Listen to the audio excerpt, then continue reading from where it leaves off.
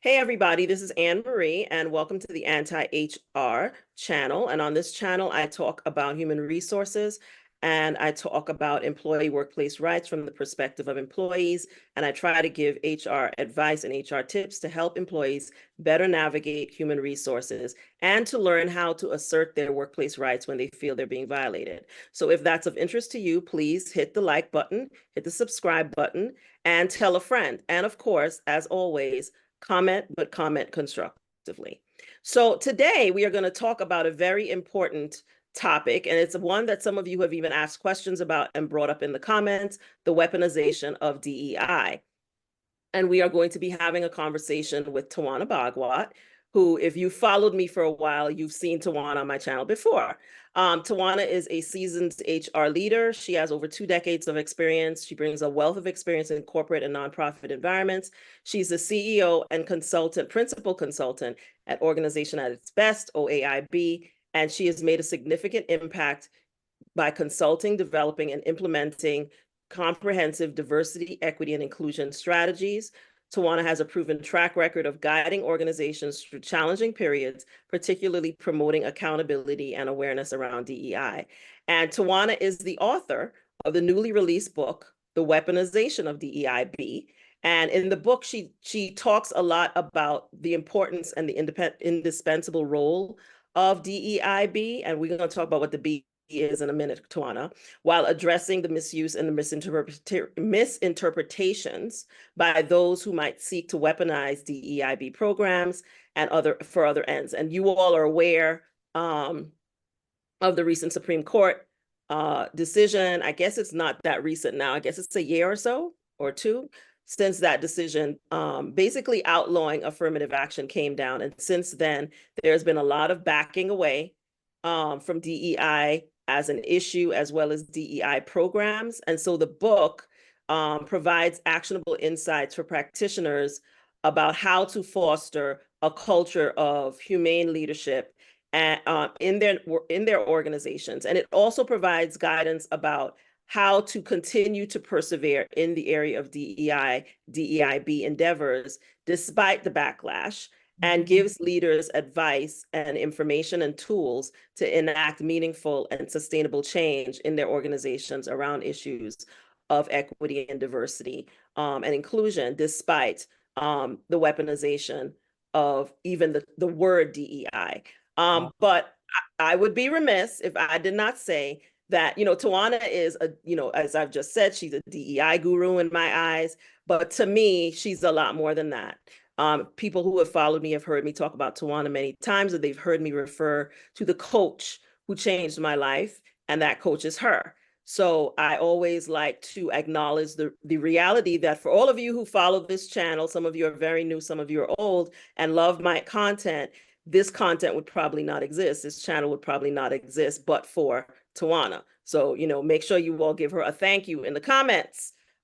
She became my coach at a very pivotal time in my career. And after working with her, I came to realize that I could have the life that I wanted, the different life that I wanted, and that I had the responsibility to take the steps and the actions that were necessary to make that happen. And so, you all hear me talk a lot about putting yourself in the driver's seat of your career in terms of your interactions with your workplace and human resources. And Tawana really made me realize, even as a person who was an HR professional, that I was not doing that, right? And that I was kind of sitting back and allowing certain things to take place. And I had a responsibility to make the changes that I needed to make so that I could have the life that I wanted.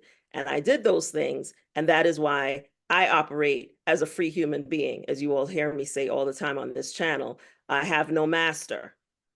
Right. And so for those of you who are in careers and in work environments that make you very unhappy, you have a responsibility to do whatever it takes to have the life that you deserve and that you want. And Tawana helped me see that. So I always take every opportunity I can to say thank you to her for that. But today we're going to talk about the weaponization of DEI. So Tawana, say hello to the people. And take an opportunity just to say a little bit about yourself as well. And then we're going to just get into a free-flowing conversation. I have some questions for you about your book, as well as the recent environment around DEI in workplaces, I'm off the plantation, so I'm not in corporate every day. So I don't even know what's really going on, but I can only imagine. Um, and so I really wanted to talk about this because it comes up a lot in the comments that people submit and in the conversations I have, especially with HR professionals that come to me for advice. So I thought it would be very important to talk to you. I will be putting a link to Tawana's book in the description of this video. So if you are interested in purchasing the book, which I highly recommend that you do, you'll be able to grab a link to it by just clicking on the description of the video. But Tawana, thank you for agreeing to talk to me today about your book, as well as about DEI generally and what's happening in that environment. Welcome, and tell us a little bit about yourself and about why you decided to write this book is what I'm very interested in hearing before we get into questions about the book. Like, what made you decide to write this book?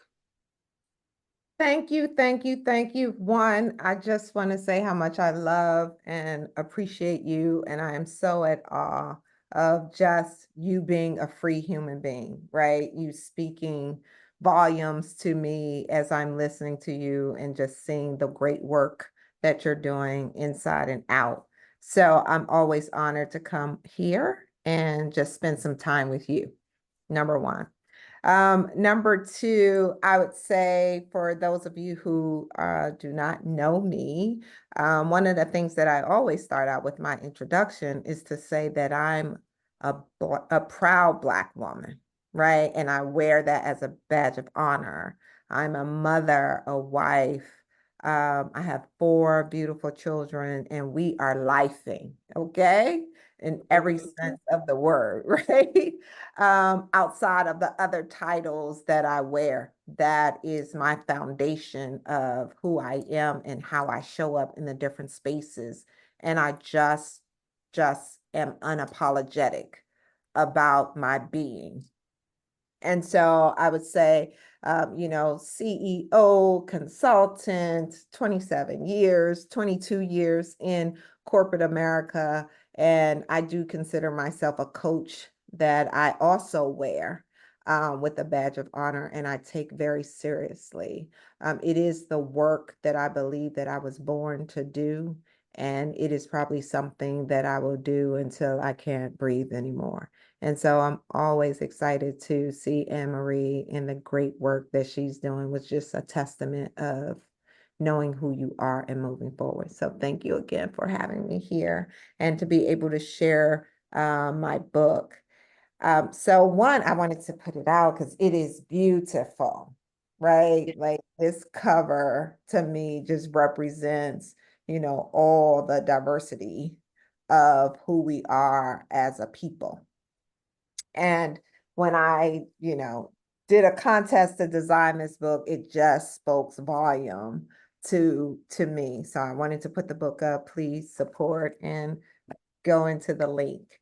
So Anne-Marie, you asked a question around why the book, and I would tell you that there's so many reasons for why I decided to write this book. And at the core of it was it's not enough of me to go around. I'll start there. Number two, because I saw the attack building and I knew what was going to happen, right? And I wanted to be able to make it easier for us to just be able to, without having corporate to support and sponsor, that I could put some tools in our hands. And our is representing all people, but the underrepresented, underserved, Black, brown, and everything in between, to be able to create a space for yourselves and hold those that are in authority, right, over you, accountable for creating a space that is welcoming. So that's at the root of my why. And that's why it was so important for me to call a thing by saying there is a weapon that has been formed, not is, has been formed against this work. And it's just, what I love though, is that you cannot unring a bell. No, you cannot. And they think they're going to turn back the time and it's done. Yeah. So my first question about the book is, in the book, you talk about how companies have turned again. But before we get to this, what's the B in the DEIB? I do want to know that. I have that question. What Yeah. is, because we know we've all traditionally called it DEI. So I know since the anti-affirmative action decision from the Supreme Court, some companies have been turning it around, calling it other things. I think that's Yeah. tactical Yeah. strategic on their part. But what is the DEIB? What's the B in the Right. DEIB? So the B is belonging. And I have been pushing this for, I would say the last 3 years or so. And the reason why I thought it was important to add B to this is because as we think about, diversity, including, everyone, this equity piece, what I was seeing that was missing is even after doing all this work, people still didn't feel like they belonged. Yep.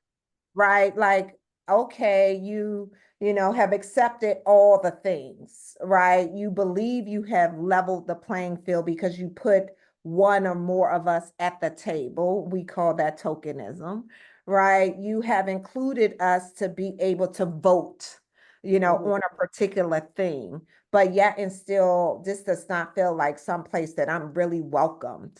Mm-hmm. And if I'm really honest, I show up at times feeling like I'm hazed or still have to justify my existence. And so for me, I wanted companies, organizations to embrace this sense of for someone to show up and feel that they are a part of beyond what you define as inclusion. Like, I belong here. I earned the right to sit at the table. There should be a seat for me. I don't have to pull, a seat up to the table. That seat belongs to me because I've earned it.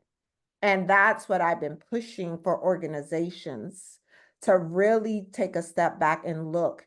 And it's showing up in people's lived experience. So Right. I want to understand your lived experience in this organization. Right. Because there's how people say an organization is, and then there's how we actually experience it, Experience it. of color, and Exactly. especially as Black people in these Absolutely. environments. It's what they say their value is, and then what they actually show you their value is, and they're usually Absolutely. not the same thing. They do not align on most cases. They do not. In your book, you talk about how companies have turned against DEI since the recent Supreme Court decision, and how DEI initiatives are being demonized, misrepresented, and weaponized in corporate environments. Can you explain what you mean by weaponization, that term of DEI, and provide an example of how this manifests in the workplace? Sure. So in my book, I delve into how DEIB initiatives have been increasingly manipulated in ways that undermine the original intent, right? And so by weaponization, I mean the process by which DEIB initiatives are not only resisted by actively turned into tools that harm those that are meant to be helped. That's what's at the root of this work. But people have turned this into more of a superficial or performative actions that create, I would say, illustrations of progress, which is masking or even reinforcing systemic inequalities. So what I mean by that is, for instance, some organizations have begun to frame DEIB efforts as unnecessary or even divisive, and particularly following the recent Supreme Court decision, right? And we're seeing that show up not only in organizations, but for the college admissions, they tried to set us back, 2, 3 decades there, right? I would also tell you that there's a misrepresentation fostering this narrative around DEIB and giving unfair advantages. That one just sends me over the top, right? Rather than correcting historical or systemic disparities. So I would tell you in the workplace, this can lead to initiatives that are purely cosmetics, surface. And token hires for me are the hollow diversity statements that we see show up on, the websites that people don't look at anymore, or the stance that they put out without any real commitment to changing the organization. Or action. Or even addressing the underlying issues around discrimination or inequality. So that's what I mean when I say weaponization, right? It is truly that they have put in place initiatives, right, to turn what should have been something that will balance or level the playing field. They made it in a tool to now harm again. Versus, And what's been interesting to me is how I personally, I have lots of feelings about DEI. I have for a while. And I wasn't surprised by any of this, to be honest with you, because I saw it as something that was developing. This is nothing, none of these things happen over time. They take planning, they take coordination, and there's been a lot of planning and coordination on the right, while those in the middle and on the left have been sleeping at the wheel, in my opinion. And they use the very laws that were passed to seek equity and inclusion for Black people in the United States of America to turn the tables and to use those same terminologies and whatever to demonize them. Like, I mean, for example, when people are now using woke like it's a bad word, and I'm like, the opposite of woke is to be asleep, right? And so if you're proud of not being woke, you're literally proud of being unaware and asleep. But no one points that out when people say these things. So basically you're celebrating being stupid, right? The whole group of you are celebrating being stupid, being unaware, right? Being uneducated, right? But you have found a way to demonize these terms, to take diversity, equity, inclusion and turn it into a bad thing, right?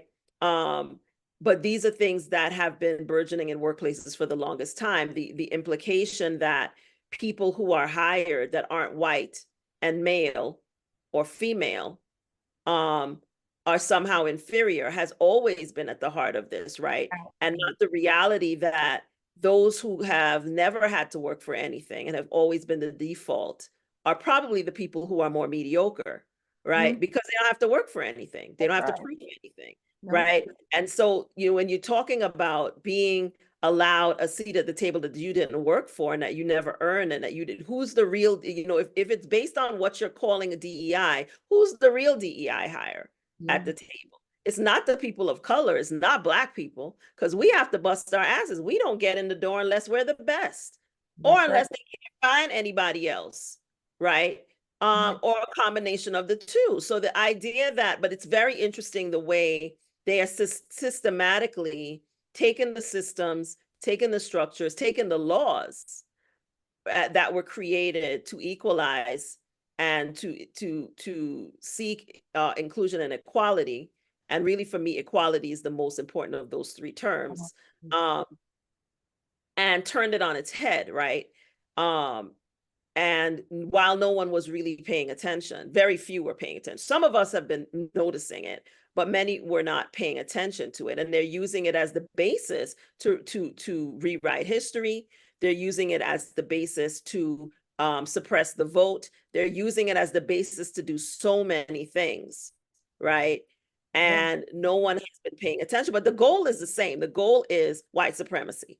The goal is advancement of white supremacy and the maintenance of white supremacy. It's always the goal. As I always say on my channel, all roads lead to white supremacy. I don't care how you come at it. The end game is always the maintenance of a system that elevates whiteness and elevates white supremacy and ensures that white supremacy continues to rule the day.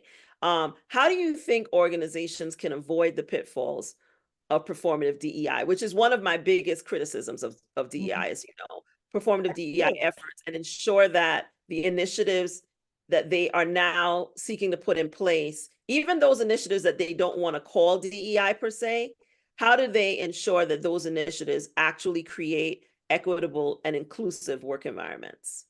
2 points before I answer. One is that at the foundation, as you mentioned, is white supremacy tenets, right? And the way that, again, people have turned the DEIB efforts to be this bad thing, right? Although, after the murder of George Floyd, which people don't want to go back to the root of everyone felt, so unbelievably, sorrowed that we Mhm. can't believe that this is happening yet in people of color communities, and particularly Black, this has been normalized. These are things that it just happened to have gotten publicized, right? It got All recorded. around the globe. It And just so, got recorded. It's right, the only difference is it got recorded and yeah, people were home because of COVID and couldn't look yeah, away. That is the only difference. These things have been happening. They've happened since, they were happening before. One of the things that incensed me the most, as you know, because we were working together at the time, was this people acting like this was new. yeah, That to me was part of being the performativeness of it. The correct. actually behaving as if this was a new thing. When police have been murdering Black people under the color of law since the beginning of the Republic, Yeah, right? And so it's like, why are you pretending that this is surprising? And it's not the first time it's been recorded either, that's right? right. So I just found it all, the reaction to it, very ridiculous, frankly. Yep, And, the overreaction in many cases and the performativeness and everyone putting out statements and pledging money that never, most of which never never feel- actually exactly. materialized, Mhm. and all of this. And I said at the time, and you remember me saying this, that it was performative in my opinion. And my concern was about what happens when it wears off. Because Exactly. when everything is trending and trendy, and then when it's not, it doesn't matter. And my biggest concern was what happens to the people who it actually does matter to, Yep. because it's life or death for us. What happens to us after all the interest in this goes away? And exactly what I was concerned would happen Where we are is what now. happens, that there is a backlash, right? Yep. It's just like, to me, President Obama was just on last night, and how excited everybody was, and they all patted themselves on the back when they voted for him. Some still do love to tell you that they voted for him, and thought, well, now all of our race problems are solved. Yep. We've only had 43 white men be president, but we gave you one. So that means Yep. all the problems are solved and you should have nothing to complain about. And my concern not only was that's not true, and there's no post-racial anything in America, but what is the backlash going to look like? The backlash was Donald Trump and the MAGA movement, which we're still in, which started immediately after Barack Obama was elected, but began as the Tea Party and then over time evolved into what we're dealing with now. There is always a backlash. Anytime there's appears, it doesn't even have to be actual, the appearance that Black people might actually make progress towards equality, there is always an extreme backlash to the very idea of it, Yep. to the very idea of it. And to me, all of these things that have occurred grew right out of that George Floyd incident, and Yep. the reality concern that the corporate America and others might actually like do something, like Yeah. they might actually do. And then I think the 1619 project came out around that time too, and that those two things triggered white people, right? It triggered the inner racism of so many white people, and the overt racism of many others on the right, to organize themselves, because that's what they did. We talk about organizing ourselves. They organized around the principle that they were going to ensure that nothing came of these things, and that they were going to put systems in place to make sure they never could.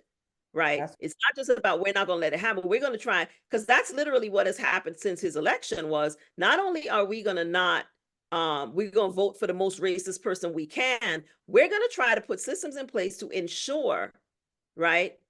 And the outcome of this next election will determine how well they did to ensure that another one like him can't be elected anytime soon. We're going to suppress votes. We're going to gerrymander. We're going to do whatever we can do, right, to make sure, right, that this can't happen again. There's always a backlash. And so what we're seeing in work environments have also, and even when this started, you saw people, the murmurings, the commentary, right? They feel bad about the Black man, but they ain't really trying to do nothing, right? They're not really trying to do anything, right? It's like, oh, we got the one Black person. That's enough to them, right? The one Black person, as long as the one Black person don't try to actually do anything, is also the other thing. But there's always a backlash when there's any type of progress or the even implication that there could be progress towards equality. And I'm talking about actual equality. There's always a backlash, right? And the idea that a Black man could be president and have the little Black kids sleeping in the White House made a lot of white people's heads explode, and they have not recovered from that. And the idea of that companies might actually take actions, right? Because that's what companies were talking about back in 2020. Like, what do you need to actually do to make these things not be performative, to make these things real? And they went out and hired people who were telling them what they needed to do, and that there actually needs to be accountability in these systems. You can't just talk about nice things. You need to put you have to have a carrot and you have to have a stick, and you have to have accountability for people actually doing these things. And that's what they don't want. They love the flowery words and the nice statements, but people, power never, as Frederick Douglass said, power concedes nothing, right? It concedes nothing without demand. And this idea that people are just out of the kindness of their hearts going to do the right thing has never been true, especially when you're talking about white people and whiteness and maintaining a system that benefits them. It has never been true that they're just going to do it because it's the right thing to do. And so I feel like the confluence of those things, right, of the George Floyd, the reaction to it, the 1619, which I think is another trigger for them. Those two things happening around the same time was a big trigger for all the things that came after. They organized themselves. They made sure they got the Supreme Court that they wanted. They created a structure in the system from which came the affirmative action, the outlawing of affirmative action. They like organized to make these things happen, right? And so it's really, I think people need to understand that these things didn't just happen, right? And that every time, and there's a pattern, historical pattern of when there's an appearance of progress, this is the reaction. There's always a major backlash, and that we're in the midst of the backlash. We're continuing to be I don't know if we're in the middle or towards the end or where we are, but we are in the backlash right now. I'm hoping we're moving towards the end of it. And I think I hope so. For so America, important I do hope so. About this book, Anne-Marie, because we did have a lot of pitfalls, right? And I call those pitfalls out because I do believe that we as practitioners, me, myself, right? Because DEIB became popular too. Practitioners just, showed up, right? But there's some of us that's been at this work for some time. And I saw also, as part of me writing this book, that we needed to right some wrongs in our approach, me as well, because we got gung-ho, but we did not do a good job of regrouping, really assessing the landscape and understanding, as much as we wanted to believe the organizations, corporate, all the people that were saying, we're ready, tell us what to do, we're creating roles. I can tell you, I've hired many DEI leaders to go into organizations that now do not have a job, right? And so when you talk about to avoid pitfalls for performative DEIB efforts, organizations must commit to deep structural change. And what we thought was transformative truly was performative and at the surface because we had to start somewhere. And the gains that we thought we were making, we had really not conceived that they would not stick. Right. So this begins, and I've always said this and will continue to say this, with leadership. Leaders must be held accountable for embedding DEIB, not HR or the DEI leader. And this is for in every aspect of the business, from the hiring practices to performance evaluations and beyond. It's just not enough to have a DEIB statement on a website, right? It has to be woven into the fabric of how the organization operates daily. These are the things that will help make it more systemic. So one approach that I would say is to establish clear metrics and goals, right? I know that sounds a bit tactical, but when we first started out, they were squishy, right? We couldn't really wrap our arms around it, which also made it difficult for us to be able to truly measure. Because, what you measure is what that's what I was pushing for and from you the very were. beginning. No, I like, agree. And I want metrics. I yeah. want goals and people's performance Yeah. evaluations. I want Exactly. accountability because I was like, until someone has skin in this thing, Yeah. and not because they want to do it, I don't care about people's hearts and Right. minds. Other people have always been more interested in people's hearts and minds than I ever have been. I was like, if it is tied to what someone makes, Yep. that's what I always believed. If it is tied to what you make, if it is tied to money, because we are in a capitalist society, if it is tied to your money and your bonuses, people will do it because they have to do it. Maybe they'll come around to like it later. But my thing is, for me, it was always about the impact on those it is intended to help and to support, right?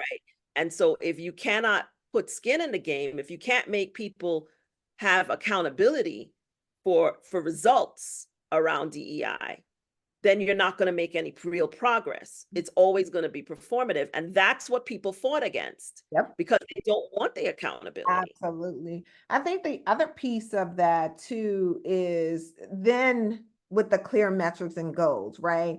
It's assuring that there's some rigorous track like we do our financial and operational goals. Right. But I would also say organizations on top of that, as that being the foundation, should be required to invest in the continuous education because just people, right? So just when you think you got a thing figured out, there's a nuance to the things. So the education and the training that moves beyond awareness raising. Let me be clear about that. But it's truly addressing implicit bias, systemic racism, and other forms of discrimination. I'm being very specific in my book and to this response, right? Because I trained on, cultural sensitivity, right? What's the foundation of just understanding what these words actually mean?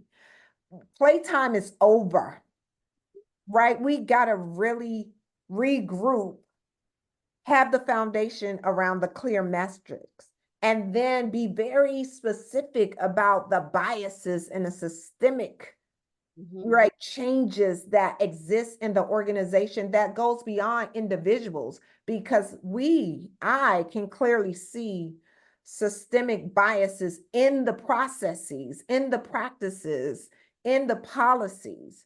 That's where we need to regroup at, and then regularly engage. If I was doing a 3-step, right, with employees, particularly the marginalized, right, to gather the feedback, like real feedback, because I also want to make sure we don't leave this conversation with saying you train people how to treat you. So we contributed. We were skeptical. We were like, I ain't gonna say it. Let me sit back. We didn't want to break ties with Karen and Mark and Dave. We were looking to see how they were going to respond. So we never came together under a DEI initiative to have real dialogue and put the demands on the organization to have them to answer to a collective body that was actually moving the organization agenda forward. So that to me is the difference between what I would say I've learned sitting back and assessing and owning my part in creating performative versus, transformative movement in this space. And, as you know, many Black employees, Black professionals especially, have experienced DEI initiatives that either fall short or actually are harmful Yeah. uh, their career progress. How can employees, because employees have to be a big part of this if there's going to be a resurgence of DEI in workplaces, how can employees advocate for meaningful DEI practices that actually address the systemic inequalities rather than just ticking boxes? What can employees do affirmatively that will be helpful and also not put them in a more difficult situation in their work environments? Because a lot of times people don't even want to bring these things up, Yeah. as you were saying, because they sit back to see what's going to happen because they don't want it to impact their careers.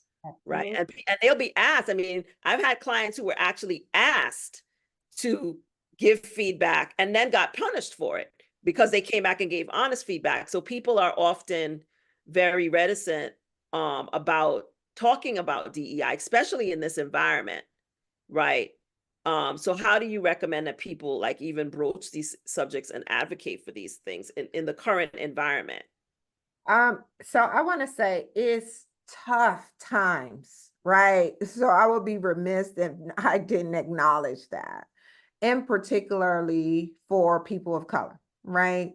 But I will also say we've often bear the brunt of the ineffective DEI initiatives. Yeah. And so to advocate for meaningful practices, I think there is a clear push that employees have to embrace around transparency and accountability from their employers. And I don't believe that it's a one person job, right? It does have to show up in group form, right? Say, we're more powerful in unity. And I've seen a splinter for lots of different reasons. It's not a judgment, it's just the reality. Because in the unity, in the numbers, is where we can have more demands on company. And I would say those demands show up in getting data, right? Yeah. Enforcing or asking for the company to share data and outcomes with you, right? Around hiring, around promotion rates. So you're not making this up. This is your data. And you're actually owed it, by the way, right? I guess Promotion I'm wondering, rate. are companies even continuing to collect this data as many of them are pushing back from even doing any of this work? Some are claiming that it's discriminatory for them to do it, I'm hearing. Um, are companies I mean, I know there's baseline data that they're required to, some of them are required to collect because EEOT if they're compliance. So funded. all of them have to collect it, right? Oh, I would right. tell you those global companies is not required outside of the US, outside of gender, Right. right? Right. But yes, they are collecting it. And yes, they have it because they have to comply, right? But what they do with it once learning about it, they even have to give, a report if any gaps are reported. And they are also required to have a third party review. Okay. So those are just our baseline requirements. Thank goodness that hasn't changed yet. Right. So you can for sure ask for those things.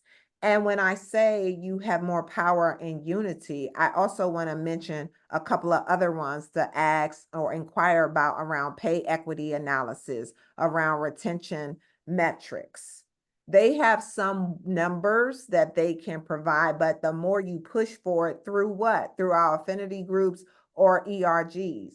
If the ERGs can come together as a collective and get an agenda that is robust around these measures and then create the agenda based on the data, right? Because you can get data from your organization and say, oh, we've, have 20% African American and 10% Asian and, 35% Hispanic. And you go, but my lived experience is that they're not here more than 45 days. We know because we track our own numbers in our affinity group, right? So now there is that exchange of the answering of holding accountable in that way. And I would tell you that's how you create your own powerful platform and where you get to use your voice for concerns, but also to propose solutions. I am a huge fan and have created many ERGs. And I can tell you the best ERGs I supported, helped to create are those ones that had agendas that impacted the bottom line, right? And that the leaders can clearly see.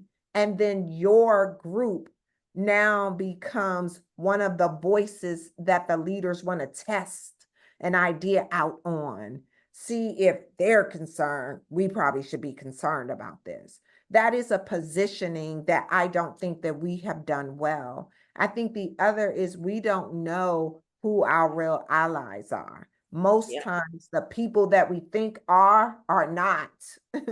And the ones that we don't think actually are. So what's the litmus test that we're using to really seek to know who our allies are and then how we're leveraging them? That's strategic versus our ERGs are now showing up to be a space for emotional support, which should be, but that should not be our number one agenda, that it becomes the griping place. Hey, go for happy hour for that shit. Right?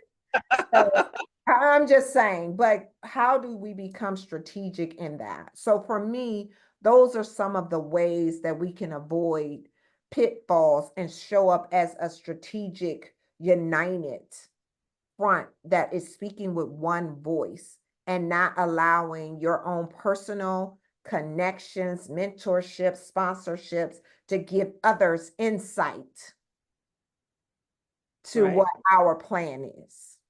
And you spoke about the role, you just touched a little bit on the role of HR professionals in this, and some of them have been very harmful, in my opinion, to DEI efforts and organizations, including Black people and other people of color, right? Because a lot of times people like being the only one. They like being the favorite or only child, and they don't want to see other people come into the spaces, right? So what role do leaders, especially HR professionals, play in either perpetuating or combating the weaponization of DEI, and what actionable steps would you say they can take to ensure that these programs serve their intended purpose, especially in this environment? Because I know a lot of people are afraid to even raise and really challenge anything now because they're afraid for their position, right? And to me, to really be effective, especially as a person of color, I say this to people on my channel, and I say to people that I advise, you have to be willing to walk away. Have to be willing to leave the table if what is being served, in the words of Nina Simone, ain't what you want to be eating. And the issue is that so many of us are afraid, and our fear is unfounded, frankly, most of the time, pretty much all the time, because you can find another job. Leaving a job is not the end of the world. Losing your soul is the end of the world to me, not leaving a job. So, but a lot of us are afraid in these environments. A lot of DEI, DEI people who are left, if they're left in that role, right? Or the existing HR people are, especially in this environment, afraid to say anything, and they want to protect their position. They want to protect their job, right? And most of us are moving out of places of fear in our work environment. Everything is motivated by fear for the most part. What do you say to people in these roles? Like, what steps can they take if they really have a commitment to ensuring that these programs survive in some shape or form and that they serve their actual intended purpose, which is even more important.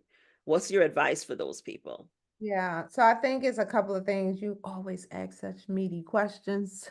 But I would say the role of the leaders and the HR professionals, right? If we just start there, they are the forefront of either perpetuating or combating the weaponization of DEI. So we got to start there. They set the tone and the direction for the organization culture and the practices that we see that exist there. And I would say when leaders only pay lip service to DEIB or use it as a shield against criticism, talk about that. Mhm. They contribute to weaponization willingly or unwillingly. But on the other hand, when they approach DEIB with a genuine commitment and integrity, because I haven't seen that there either play out, that there's been a high level of integrity, let Yep. alone commitment, Mhm. but they can drive meaningful change. So I would say some actionable steps include, conducting, right? I'll be tactical, then I'll come back out on this coaching side because I got to go there. Conducting regular comprehensive audits of your organization on the policies and practices to identify and address disparities. It's real and it has to happen. And HR in partnership with the leaders should own and commit, and it should be something that we're asking for. Leaders should also, Anne-Marie, prioritize this psychological safety. As much as people talk about it as a buzzword, that's why people don't come forward. I don't feel safe. Like, They I'm not don't. concerned about you hurting me, but I'm concerned about being in an environment where I don't feel a sense of belonging, right? Where I believe you're going to retaliate against me. And these are made up things. And How these people are really real, have these are experience. real things, and these are real Right. affairs, Right. So legitimate. no, where we got to make people feel comfortable voicing their concerns without this fear of retaliation. HR professionals got to train, right? Like not only on the technical aspects of DEI, but in understanding the social dynamics and the power structures that impact these things. I would But tell you, can I just jump in to say something though? sure. Because in my experience, and from what I'm hearing from a lot of people who come to me, a big part of this is HR's role in perpetuating this stuff and propping management up Yeah. as it engages in this behavior. And that is why people are afraid to say anything, because the fear of retaliation is real, and the reality that HR often colludes with management in perpetuating these behaviors. When people, you ask people through a survey or whatever what their opinions are, and then they give it, right? You have, ERGs, you have other employee forums, and then you ask people questions, and then they start getting targeted by their manager because somebody didn't like the way they said something in a meeting, or somebody didn't like the answer they gave to an actual question that was posed to them about how they feel the company is doing on these fronts. And the HR professional who should be standing between the Yeah. management and employees and making sure that management is not taking actions that are retaliatory, frankly, because it puts the company at risk when they At do, risk.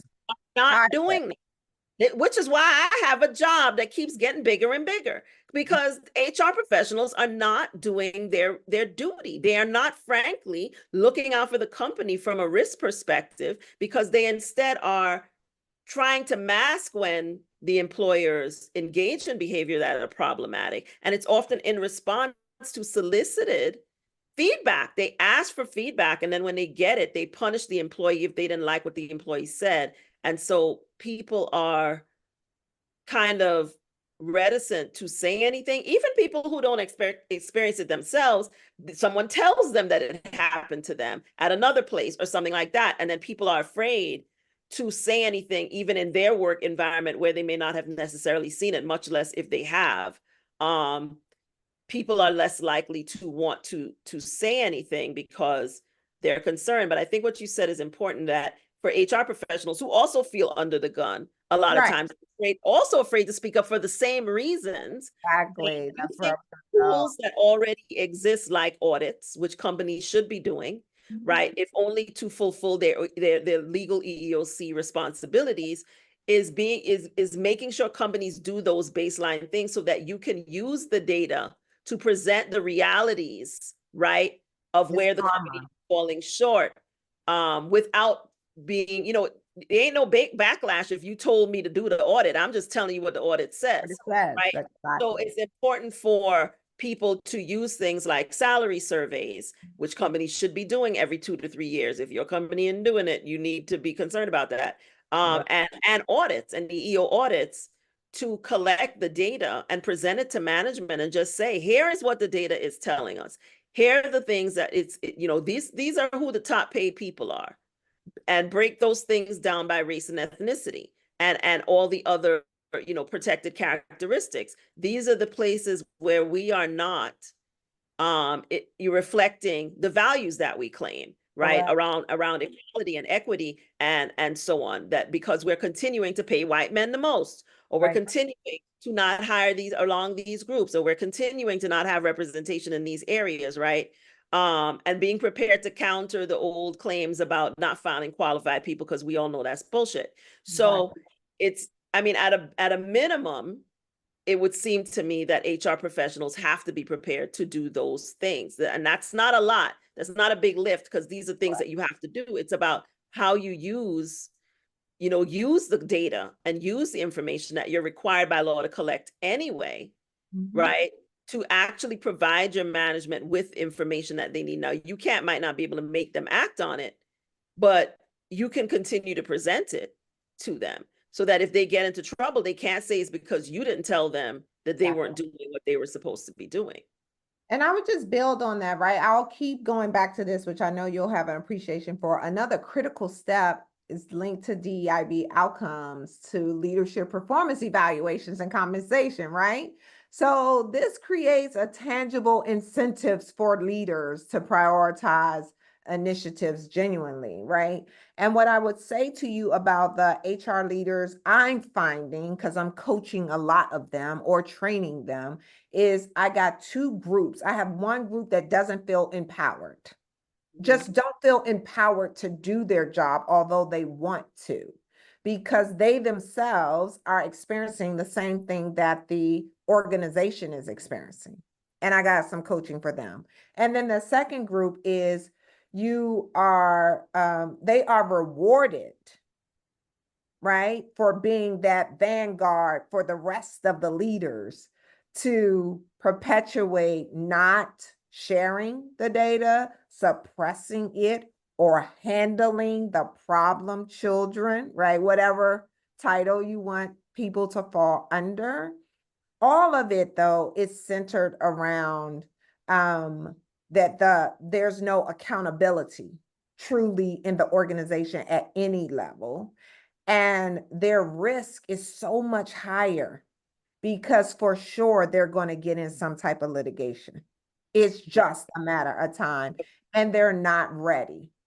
But what I will say to the HR leaders that don't feel empowered, that is where you use your external experts, right? But you have to also not feel threatened, because Anne-Marie, we did run up against current HR leaders felt threatened by DEI experts that were coming in because our HR leaders weren't trained in this area. So they themselves felt threatened and wanted to do whatever to suppress, right, the outcomes, the work, not make it as important or prioritize it as long as it fell up under them, because there was a threat there just between those two. I spent quite a bit of time trying to mitigate between those two, kind of areas, if you will. And so I think looking back, that's also one of the learnings for the HR leaders that have taken their power and authority to another level. I would say that's very much plantation mindset, right? Let me take care of this massa, right? You say all roads lead back to white supremacy. What I would say to them is your time is coming soon. Because when your usefulness wear out, Well, or enough people complain, the leaders have no problem having sacrificial lambs. well, as in the words of the late great Paul Mooney, everybody gets the nigga wake up call, Yeah, right? So if you think that if throwing your own people under the bus, and not telling people the truth about things is going to save you, I always say white proximity will not save you. And when the yeah, time comes where you are no longer useful, they will toss you out with the trash, right? They will toss you out. If people complain about you in groups, yeah. they will they will not see that the reason those things are happening is because you're trying to do their bidding. They will toss you out, right, and deservedly so. And so there are a lot of people who think that trying to suppress these issues, right, to make themselves look good. Because a lot of times when a DEI person comes in and is doing their job, it's going to reflect that there are problems in HR as well. There always is, Absolutely, right? always is. And so good leaders will acknowledge that there are those problems and work in concert with the consultant to figure out what they need to do differently to advance, real equity and inclusion and diversity in the ranks. Those who are just interested in protecting their own hides will do the opposite, which is try to undermine the consultant, to try to undermine the process, because they don't want people to see their mediocrity and their failure to do things that they should be doing. And so there's a lot of that comes up a lot in these situations, is that the person in charge of HR, regardless of whether they're a person of color, Black, whatever, will seek to protect their turf rather than to be thinking about what's in the greater good of everybody in the institution. Mhm. And we're running low on time. So I have one last question I want to ask you, which is, you're someone with a lot of experience in HR, as I'm sure people can see. How do you advise Black women specifically, Black women professionals and Black women generally? How do you advise them to navigate workplaces where DEI initiatives feel like they're performative, feel like a facade, or are non-existent, and they have a genuine desire to promote inclusion and diversity, especially those who are in positions, in management positions, leadership positions? What do you say to those? How do you advise those people to navigate those situations? Great question. I'll first start out by saying navigating the workplace where you feel that DEI initiatives are performative can be incredibly challenging. So let's acknowledge that, especially for Black women who often face both racial and gender biases, Yep. right? So Yep. I would say my advice is multifaceted. First, focus on building a strong support network, both within and outside the organization, right? And this can include mentors, sponsors, peers who can provide guidance, advocate on your behalf, right? But also offer emotional support. It's tough. We need it inside Yes. and out.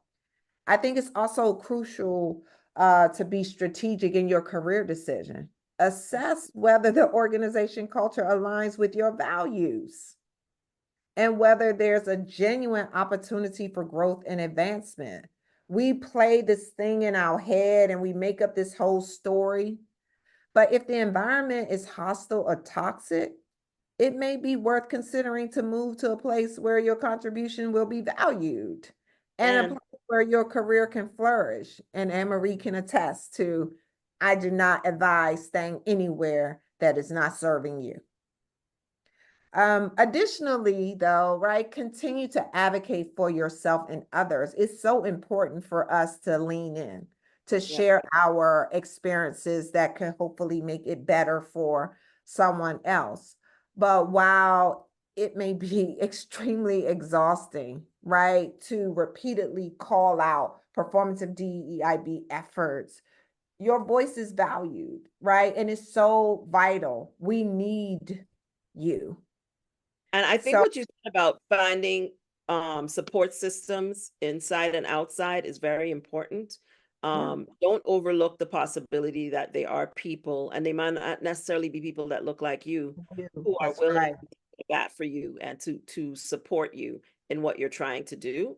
And also make sure you have a network on your outside, because a lot of us are the only ones And Mm-hmm. it's very, very lonely to be the only person and then have to be bringing up these issues. And then you get treated like you're a complainer and but you're the only person who really has the perspective that you have. And you Absolutely. feel a responsibility to represent that perspective, because in doing so, you're representing all the other people who look like you, who don't have a seat at the table to say anything. But then Right. it can also be weaponized against you when you do say something. So it's important to have and identify allies if you have any, and sometimes put the words in their mouth. Absolutely. Make them say it. Make Absolutely. Brad say it. Go Yep. be friends with Brad and Mhm. make Brad say the thing, right? Absolutely. Sometimes make Kate say it, Mm-hmm. right? And if they won't say it, then they're not your allies. But you'd be surprised that sometimes you will identify people who will, Mhm. right? Who will say the things that you don't want to have to be the only one saying. And sometimes people will hear it better when they say it than when you say it, right? And if you can't find that, then I think what you just said is very important. It might be, you might need to go be somewhere else. And I think a lot of us need to work through this fear of leaving Mhm. and going somewhere else, because you might find that you can go somewhere where you will have at least the ability to identify allies and have allies to do the things that you actually want and need to do. And I think what you said is important about understanding what the work culture is. I think too many of us are going into environments and finding problems because we're not asking the right questions before we say yes to these jobs. Right. Right. It's all the time. The time to understand and assess a culture of a company is before you say yes. You need Mhm. to ask very direct questions about diversity, equity, inclusion during the interview process. If they have a problem with anything you ask, then that's not the place for you to be. If Absolutely. people You give you want to know attitude now. and act the type of way about what you said, then that's not where you need to be. But wouldn't it be better to know that before you go into it, especially when they're recruiting you to Mhm. bring you into things where you are going to have responsibility for any of this stuff? The time to ask the hard questions is in the interview process, because you have nothing to lose. Nothing. Ask the questions. Don't wait till you get in there and then get surprised. Ask the hard questions and don't just pay attention to what people say. Pay attention to how they say it, Mhm. right? And I think a lot of us are finding ourselves in these positions because we want, we want the brass ring, we want the big paycheck, but everything has a cost, Everything. right? And the big paycheck ain't gonna look so good when you catching hell all day long, right? I don't care how big the paycheck is. Trust me, it's not going to be that great if you're catching hell all day long. So you Absolutely. want to ask questions, right? And especially at these leadership levels, you have a responsibility to ask questions about to get at what the environment is really that you are going into. And I And always say, people show sorry, any let me kind of just build issue. this point. I'm sorry. Let me just build on this point that you said, because Yeah. I think it's important when I mentioned that we train people how to treat you. So Mhm. if you go into your interview and you're so agreeable, and then Mhm. you go into the room and now you're like, what about this? What about that? Like, whoa, right? Right. Already set yourself up for what they thought they were getting versus what they got. Okay. Right. So I do think it's super important for you to not to set yourself up that Right. way, because I've seen that happen and then people go, I wasn't ready. At least if you show up as who your Gotta authentic be your self authentic is, self in the interview. right, versus sending your representative. Amen. That's who we send. Right. And on this same note, I also wanted to just lift for us too about the toxic environment. But lastly, prioritize your well-being, right? The burden of navigating these environments takes a toll on us. It It's does. so important to practice self-care and seek support. Black women, seek support. Mhm. Prioritize yourself. So I would say to you, in summary, while I would say the weaponization of DEIB is so real, right? And troubling and trending troubling. Mhm. I still don't believe it's insurmountable, right? I believe that we got to get much more strategic in our action, have some accountability and some unwavering commitment, right? To be for both the individual and for the organization. And that to me is what I believe creates the inclusive and the equitable, workplace that we're all seeking. But it does require something of us. Yes. And I'm saying to you, as long as you choose to be in that environment, then you have a responsibility. And that's why your voice is so vital. And you got to use your platforms that's available to you, whether it be through ERGs, town halls, direct conversations with leaders, with the idea is that you're pushing for change, meaningful change, right? Because sometimes our personal agendas get in the way. Yes. And at the end of the day, I've seen change occur when we have unified. And the way that I've seen it be most successful is through the collective body, through the affinity groups, through the ERGs. And so I would encourage us to be a lot more strategic with how we're using them, establishing them, and then create some strategic actions that's going to move this thing forward. And I think that's a great place to stop.